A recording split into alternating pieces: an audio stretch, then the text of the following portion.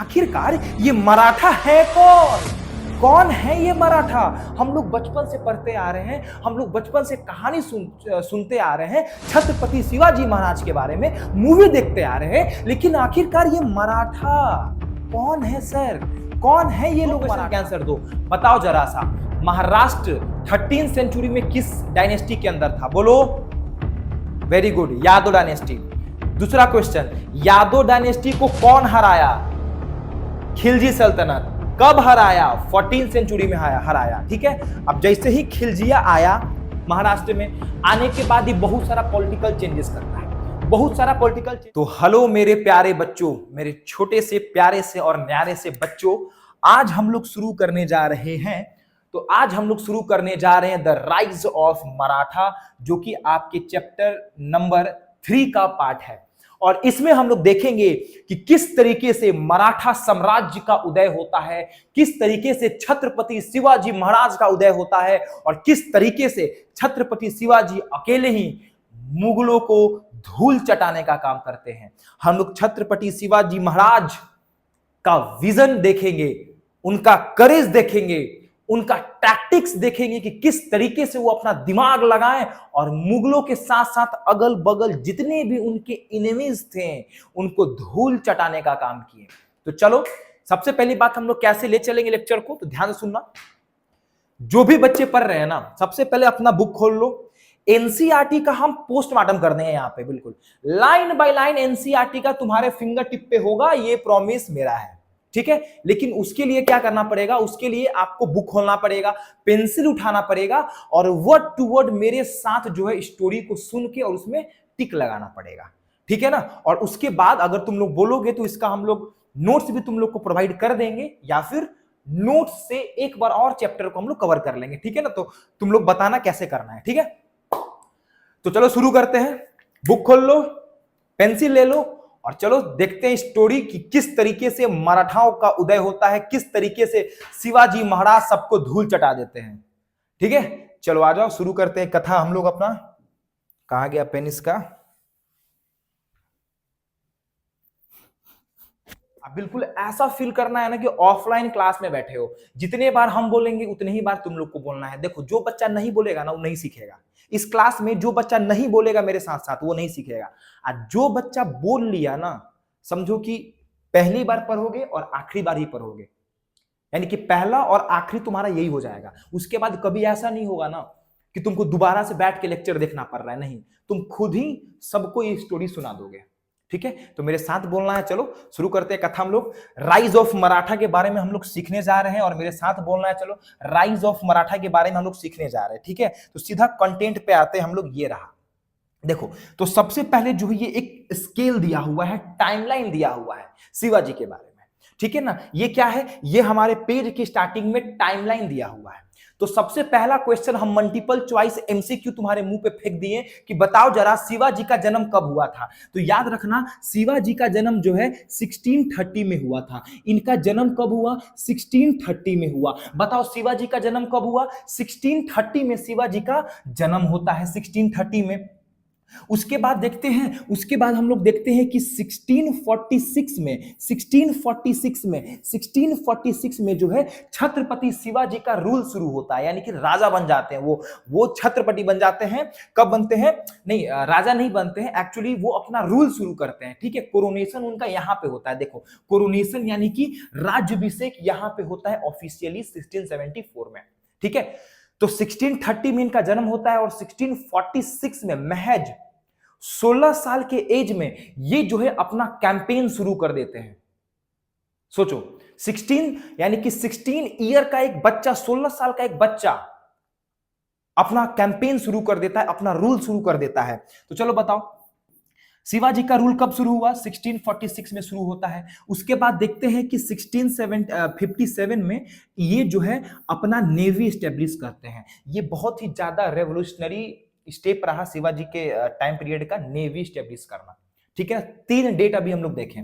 सबसे पहला कौन सा? 1630 में जन्म होता है, ठीक है सर। 1646 में ये अपना रूल शुरू कर देते हैं। 16 कब करते हैं? 1646 में। ओके ठीक है, समझ में आ गया सर। उसके बाद हम लोग देखते हैं कि 1657 में ये जो है अपना नेवी एस्टेब्लिश करते हैं 1657 में। उसके बाद हम लोग देखते हैं क्या, 1657 के बाद हम लोग यहाँ पे देखते हैं कि इनको फिर जेल हो जाता है, और जेल होने के बाद वो जेल से भाग जाते हैं। अब भागने के बाद 1674 में ये राजा बन जाते हैं। ठीक है, तो इसको यहां तक रखते हैं अभी। इसके बाद हम लोग स्टोरी में जब आगे बढ़ेंगे तब सीखेंगे।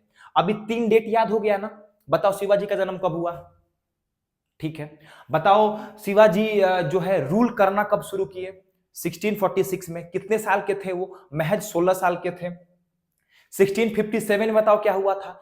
तो 1657 में शिवाजी जो है अपना आर्मी स्टेब्लिश कर लिए थे, अपने कोस्ट को प्रोटेक्ट करने के लिए, अपने वेस्टर्न कोस्ट को प्रोटेक्ट करने के लिए। ठीक है, 3 डेट हम लोग को याद हो गया। ठीक है, रटना नहीं है, आराम आराम से समझते चलो। जन्म हुआ, ठीक है, जन्म होने के बाद फिर 16 साल के एज में अपना रूल शुरू करते हैं। उसके बाद हम लोग देखते हैं कि सबसे बड़ा स्टेप लेते हैं नेवी स्टेब्लिश करने का। ठीक ना, 3 हम लोग को याद हो गया।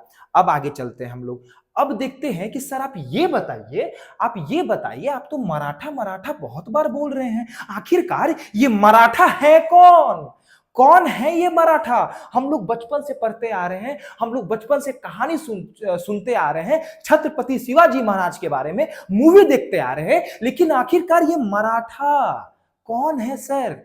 कौन है ये लोग? आ जाओ देखते हैं मराठा कौन है। स्टोरी सुना रहे हैं, एकदम बिल्कुल स्टोरी के बेसिस पे लेना। ठीक है, आ जाओ। मराठा कौन है? तो देखो जरा सा, the Maratha are the group of people native to the Deccan plateau. यानी कि अभी का जो महाराष्ट्र है, अभी का जो डेक्कन प्लेटू है, वहां पे जो लोग रहते हैं उनको हम लोग मराठा बोलते हैं। देखो, the Maratha are the group of people native to the Deccan plateau, more specifically present day Maharashtra. यानी कि महाराष्ट्र में जो लोग रहते हैं, वहां के नेटिव लोग, उनको हम लोग मराठा बोलते हैं। अब ठीक है सर, तो मराठा बोलते हैं यानी कि महाराष्ट्र में रहने वाले लोग को मराठा बोलते हैं। ठीक है, लेकिन मराठाओं को पहचाना कैसे जाए? तो वो लोग एक स्पेशल लैंग्वेज बोलते हैं, जिस लैंग्वेज का नाम है मराठी। जिस लैंग्वेज का नाम है बच्चों मराठी। तो बताओ मराठा लोग कौन सा लैंग्वेज बोला करते हैं?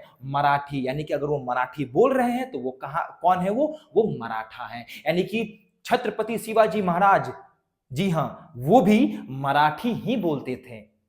ठीक है, तो बताओ जरा सा मराठास कौन है? तो डेक्कन में रहने वाले नेटिव पीपल, अभी के प्रेजेंट डे में जो महाराष्ट्र में जो लोग रहते हैं उनको मराठा बोलते हैं।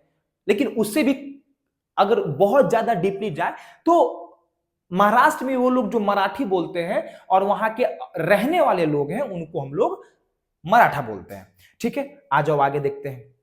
अब देखो, इनका जो ये रहा ना, इनका जो मतलब रिचुअल्स रहा, या फिर हम लोग कह सकते हैं कल्चर, वो बहुत ही ज्यादा लंबे समय से चलता आ रहा था।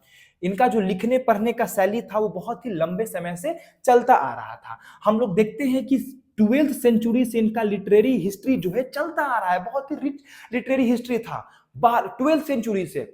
इस चैप्टर में बेसिकली हम लोग को पढ़ना क्या है बच्चों? ध्यान दो, इस चैप्टर में हम लोग को पढ़ना क्या है? देखो, इसमें पढ़ना है कि भैया किस तरीके से मराठाओं का उदय होता है, किस तरीके से मराठा जो है, किस तरीके से बच्चों मराठाओं का उदय होता है, किस तरीके से ये पॉलिटिकली स्टेबल होते हैं, किस तरीके से वो मुगलों को हराते हैं। बेसिकली यही पढ़ना है इस चैप्टर में। तो ये लाइन आपको सिर्फ बता रहा है कि इस चैप्टर में पढ़ना क्या है। ठीक है, फिर उसके बाद कहानी आगे जाता है, थोड़ा कहानी पीछे जाता है। हम लोग क्या देखते हैं कि 13वीं सेंचुरी में क्या है बच्चों? 13वीं सेंचुरी में मराठा जो है किस डायनेस्टी के अंदर आता था? सुनो मेरी बात, हम क्या बोले?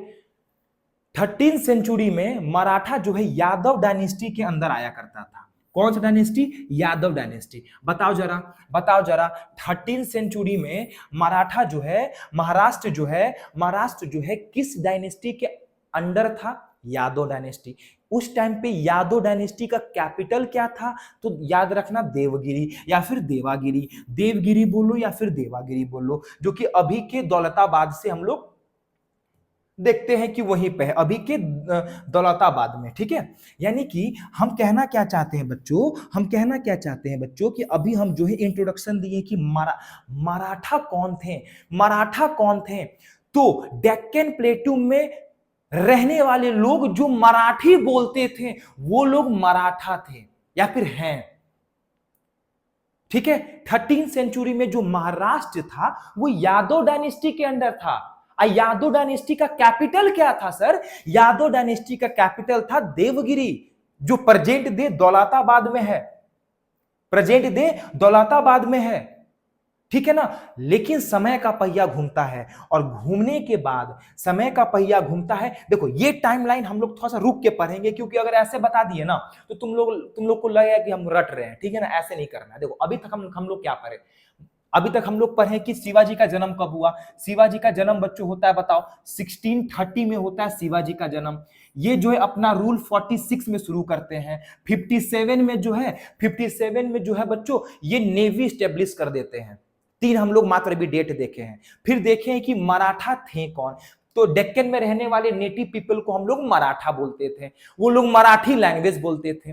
13 सेंचुरी में जो महाराष्ट्र हुआ करता था वो यादव डायनेस्टी के अंदर आया करता था, प्रेजेंट डे जिसको हम लोग क्या बोलते हैं, दौलताबाद। क्या बोलते हैं प्यारे बच्चों, छोटे से न्यारे से मेरे नमूनों, बताओ क्या बोलते हैं, दौलताबाद।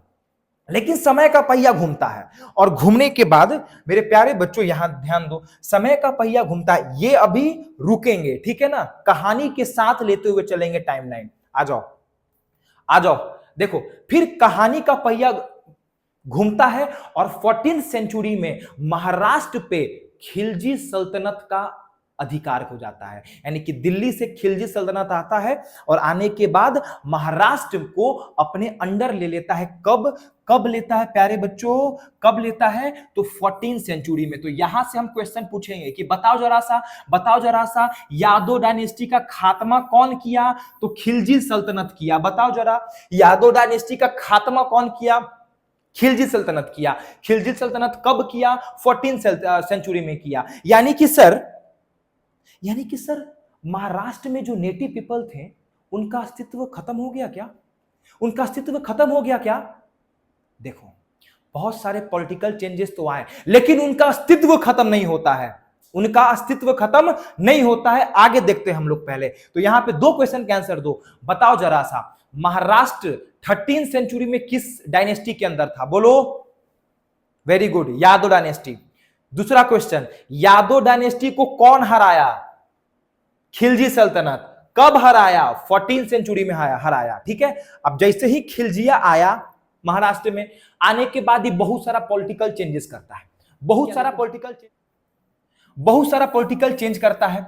लेकिन यहां का जो ट्रेडिशन था, महाराष्ट्र का जो कल्चर था, ट्रेडिशन था, वो कंटिन्यू रहता है, ठीक है ना। यहां का जो कल्चरल ट्रेडिशन था वो कंटिन्यू रहता है। यहां पे हम लोग देखते हैं कि भक्ति मूवमेंट को आगे की ओर लेके जाते हैं बहुत सारा संत और साधु संत लोग जो हैं, यहां के कल्चर को कंटिन्यू रखने के लिए भक्ति मूवमेंट को प्रमोट करते हैं, भक्ति को प्रमोट करते हैं, मूवमेंट नहीं भक्ति को प्रमोट करते हैं, ठीक है। आ जाओ, तो सुनो मेरी बात, हम क्या पढ़ाएं अभी कि बताओ जरा कि क्या जब खिलजिया आया और महाराष्ट्र पे कब्जा कर लिया, यादव को खत्म कर दिया, यादव डायनेस्टी को खत्म कर दिया, तो क्या इनका अस्तित्व खत्म हो गया क्या? ना ना ना ना ना ना ना, बहुत सारा पॉलिटिकल चेंजेस हुआ। लेकिन यहां पे बहुत सारे जो साधु संत थे वो इनके कल्चर को कंटिन्यू रखते हैं, इनके ट्रेडिशन को कंटिन्यू रखते हैं, ठीक है ना, इनके ट्रेडिशन को कंटिन्यू रखते हैं और भक्ति को प्रमोट करते हैं। बोलते हैं क्या कि भैया तुम कोई भी देवी देवता या फिर अपने परमात्मा में लीन हो जाओ, अपने परमात्मा में पूरा लीन हो जाओ, अपने आप को परमात्मा में सौंप दो, ठीक है ना। और ये जो साधु और संत थे ना, वो सिर्फ कोई एक वर्ग से नहीं आते थे, कोई एक एरिया से नहीं आते थे, वो हर एक एरिया से उठे और उठ करके भक्ति को प्रमोट किए इस टाइम पे, ठीक है ना। यानी कि सुनो कहानी कैसे चल रहा है, महाराष्ट्र में खिलजी सल्तनत अपना रूल कर रहा है, ठीक है, लेकिन मराठा का कल्चर खत्म ना हो जाए, जिसको लेकर के साधु और संत आते हैं और भक्ति को प्रमोट करते हैं। और क्या करते हैं, भक्ति को बच्चों प्रमोट करते हैं। फिर हम लोग देखते हैं कि भक्ति को प्रमोट करने के बाद भक्ति को प्रमोट करने के बाद हम लोग देखते हैं कि between 7 to 17 century for the spiritual upliftment, भक्ति को प्रमोट करते हैं, यानी कि 7 से 17 सेंचुरी के बीच में बहुत हद तक समझ में आ गया। अब देखो ध्यान से, यानी कि ये जो संत और सीकर्स थे from the several part of the India prefer the path of भक्ति मेजरली क्या है, एक्सटर्नल रिचुअल। यानी कहने का मतलब क्या है कि भैया तुम बाहर कहां खोए हो, बाहर कहां खोए हो भाई, तुम भगवान तुम्हारे अंदर है। तुम कोई भी देवी देवता को अपने को पूरा समर्पित कर दो उन पे, ठीक है ना। और ये जो है साधु संत जो है इंडिया के अलग अलग सेक्शन से आ रहे थे। ये जो है, अब देखो, ये जो है भक्ति मार्ग को प्रमोट करने के लिए, अपने कल्चर को बढ़ाने के लिए एकदम आसान भाषा में, जानते हो, एकदम आसान भाषा में सॉन्ग लिखते थे, कहानी लिखते थे, ताकि लोग जो है उनका बात आसान भाषा में सुने, ठीक है, और उनका कल्चर जो है दिन प्रतिदिन बढ़ता चला जाए। यहां तक पूरा बात समझ में आया कि नहीं आया? आया कि नहीं आया दोस्तों? आ जाओ मित्रों, देखो जरा सा मेरे प्यारे बच्चों, तुम लोग बहुत प्यारे हो यार, आ जाओ देखो। सबसे पहले हम लोग देखें कि शिवाजी का जन्म होता है 1630 में, 1630 में शिवाजी का जन्म हुआ। 1646 में जो है शिवाजी जो है रूल करना शुरू करते हैं। 57 में नेवी बना देते हैं अपना। फिर हम लोग देखें कि मराठा कौन थे। मराठा जो है डेक्कन में रहने वाले नेटिव पीपल को मराठा कहा जाता था, प्रेजेंट डे महाराष्ट्र, जो कि मराठी लैंग्वेज बोला करते थे। बहुत समय पहले से इनका जो है लिटरेसी हिस्ट्री बहुत रिच और प्रॉस्पर था। लेकिन देखते हैं कि 13 सेंचुरी से इस बुक में कहानी शुरू किया गया था। 13 सेंचुरी में दोस्तों मित्रों, 13 सेंचुरी में क्या हुआ कि हम लोग देखते हैं कि जो महाराष्ट्र था वो यादव डायनेस्टी के अंडर था, जिसका कैपिटल देवगिरी था। 14th सेंचुरी में जो है, 14th सेंचुरी में जो है प्यारे बच्चों, खिलजी सल्तनत जो है आकर के यादव डायनेस्टी को खत्म कर देता है और अपना रूल एस्टेब्लिश कर लेता है। लेकिन क्या मराठाओं का अस्तित्व खत्म हो जाता है? नहीं, वो जो है बहुत सारे अलग अलग सेक्शन से, इंडिया के अलग अलग सेक्शन से संत मतलब कि आते हैं, इमर्ज होते हैं, और वो जो है भक्ति मार्ग को प्रमोट करते हैं और बताते हैं कि भैया ऐसा है ना कि भगवान के प्रति तुम लोग समर्पण कर दो। और अपना जो है आइडिया बहुत ही सिंपल और आसान भाषा में बच्चों क्या कर दिए, कन्वर्ट कर दिए सॉन्ग में और पोएट्री में, ताकि लोग बहुत आसान भाषा में इसको पढ़ सके। जैसे भजन, जैसे गाना, जैसे पोएट्री। रघुपति राघव राजा राम पतित पावन सीताराम, ईश्वर अल्लाह तेरो नाम, सबको बुद्धि दे भगवान। ठीक है, थोड़ा सा चेंज कर दिए हैं। आ जाओ देखो, अब हम लोग देखते हैं महाराष्ट्र में क्या हो रहा था भैया। महाराष्ट्र में जो है ना बहुत सारे संत आए, जैसे ज्ञानेश्वर, मेरे साथ बोलना है, पहला संत ज्ञानेश्वर, उसके बाद नामदेव, तुकाराम, रामदास, ये सब संत आए। कितना संत? अभी 4 संत। देखो, ज्ञानेश्वर, नामदेव, तुकाराम, रामदास, ये कहाँ के संत थे? महाराष्ट्र के थे। कहाँ के थे? महाराष्ट्र के थे। बताओ, नामदेव संत कहाँ के थे? महाराष्ट्र के थे। तुकाराम कहाँ के थे? महाराष्ट्र के थे। ज्ञानेश्वर कहाँ के थे? महाराष्ट्र के थे। ये लोग आए और gain popularity at this time, इस टाइम पे बहुत ज्यादा पॉपुलर थे ये लोग संत। कौन कौन से? ज्ञानेश्वर, नामदेव, तुकाराम, ये लोग जो है बहुत ज्यादा पॉपुलर मतलब हो गए थे इस टाइम पे। ये लोग क्या किए कि जितना भी उपनिषद था, बच्चों ध्यान दो, बुक लेकर बैठो यार। देखो, जितना भी उपनिषद था, they helped translate important text like Upanishad and Bhagavad Gita into Marathi, making their philosophy accessible to the people। जैसा कि मैंने बोला था कि अलग अलग क्षेत्र से जो है लोग आ रहे थे, अलग अलग क्षेत्र से लोग आ रहे थे और भक्ति को प्रमोट कर रहे थे, आसान भाषा में चीजों को कन्वर्ट कर रहे थे और लोगों को बता रहे थे। वैसे ही महाराष्ट्र में ज्ञानेश्वर, नामदेव, तुकाराम, ये सब जैसे संत जो है, रामदास जैसे संत जो है यहां पे बहुत ज्यादा पॉपुलर थे। ये लोग क्या किए कि उपनिषद और भागवत गीता जैसे उसको इंपॉर्टेंट टेक्स्ट को मराठी लैंग्वेज में कन्वर्ट कर दिए, ट्रांसलेट कर दिए, ताकि मराठा के लोग आराम से उस किताब को पढ़ सके, समझ सके। ठीक है ना, ताकि आराम से आसान भाषा में उनकी किताब को पढ़ सके, समझ सके। Some also focused on social organisation and political awareness. मेरे प्यारे बच्चों, जैसे देखो सिख गुरु जो लोग थे, यानी कि देखो हम क्या बोल रहे हैं कि अभी कल्चर को रोक के कौन रखा है? कल्चर को रोक के कौन रखा है? बढ़ाने का कौन काम कर रहा है? साधु और संत कर रहे हैं, ठीक है ना। तो उसी तरीके से बहुत सारे लोग ये काम करते थे कि चीजों को ट्रांसलेट कर करके लोगों पे भेजते थे ताकि वो आराम से पढ़ सके, समझ सके, उनका स्पिरिचुअल अपलिफ्टमेंट हो सके, ठीक है ना, उनका स्पिरिचुअल अपलिफ्टमेंट हो सके। उसी तरीके से हम लोग देखते हैं कि बहुत सारे जो सिख गुरु लोग जो थे ना, सिख गुरु लोग जो थे प्यारे बच्चों, वो लोग जो है क्या कर रहे थे? सोशल ऑर्गेनाइजेशन पे भी काम कर रहे थे और पॉलिटिकल अवेयरनेस पे भी काम कर रहे थे। एज अ रिजल्ट के रूप में क्या आया मेरे प्यारे बच्चों? The society acquired solid cultural foundation. अब यहां से हम एक क्वेश्चन तुम्हारे मुंह पे फेंक के मारे ऐसे, कौन सा क्वेश्चन? कि बताओ जरा, साधु और संत लोग जो थे, ये लोग जो भी काम कर रहे थे, इनका रिजल्ट क्या निकला? बताओ बताओ। Got it?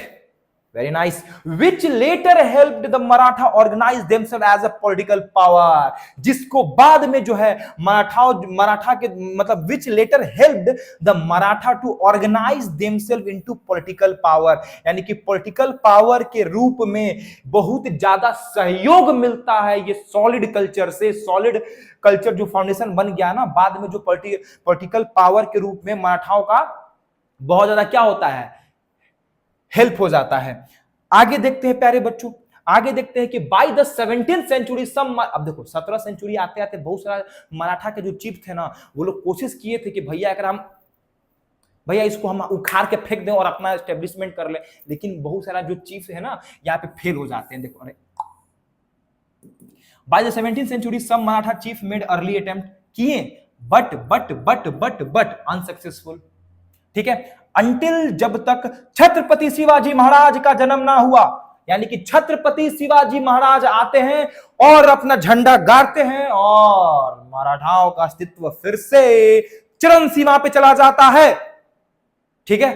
तो अब इस लेक्चर में हम लोग यहीं तक रखते हैं, ठीक है ना। अब जो सेकंड पार्ट आएगा बच्चों, यहां से पढ़ेंगे कि आखिरकार छत्रपति शिवाजी का जन्म कैसे हुआ, इनकी माता का नाम, पिता का नाम, किस तरीके से नेवी बनाते हैं, किस तरीके से गोरिल्ला वॉरफेयर लड़ते हैं।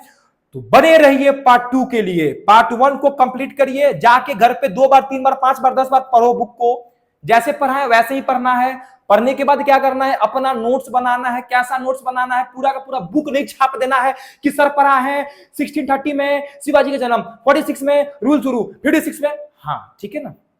आराम से शॉर्ट नोट्स बनाना है बच्चों, प्यारे बच्चों, ठीक है। तो नेक्स्ट वीडियो हम लोग यहां शुरू करेंगे। देखो वीडियो छोटा रखेंगे, ठीक है, क्योंकि तुम लोग छोटे हो। आज तुम लोग रील्स देख देख के क्या कर लिए हो? दिमाग कमजोर कर लिए हो। अगर बड़ा वीडियो रखेंगे तुम लोग देख नहीं पाओगे। तो पार्ट 2 के लिए बने रहें। नेक्स्ट वीडियो में हम लोग देखेंगे छत्रपति शिवाजी महाराज का जन्म कैसे होता है, ठीक है। Bye bye, have a nice day, God bless you.